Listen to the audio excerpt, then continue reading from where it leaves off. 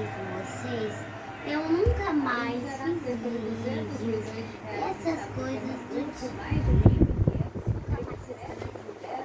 Então hoje, vocês já estão sabendo minha cozinha, tá? Eu não mostrei nada pra vocês.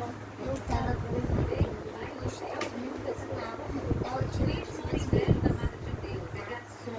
Então agora, para vestir novamente a fiz roupa novas dessa e conseguir coisinhas, apenas tá dizer que o tudo evento proporciona para ele.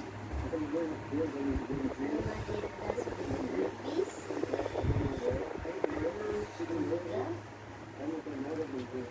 são mais suquinhas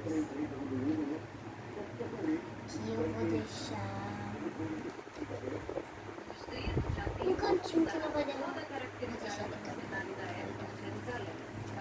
mais suquinho, São 106 leitos na área central mais e 3 suquinho, alojamentos com capacidade para 30 pessoas. mais Para suquinho. garantir uma vaga tem que se antecipar.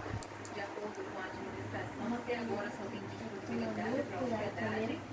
Dia 11 é o dia 13 de abril, próximo a 4. Pensa Na Vila do Prédio também tem pousadas e restaurantes que lucram muito mais nessa época. É o caso de Dona Rosa, que há 3 anos transformou a casa que mora numa pousada. tudo agora. E aqui o meu freezer fica muito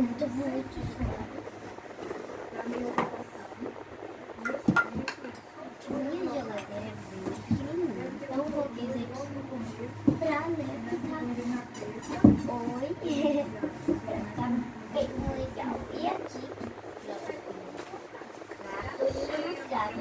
fui usar pro meu trabalho uma cartolina gigante. Olha isso, gente, olha que coisa linda. Gente, também eu tenho um outro desse, olha esse prato, pra colocar no congelador. É muito grande. E tenho verde, tá um pouco mais fácil porque eu mexo nele. Olha esse verde lindo.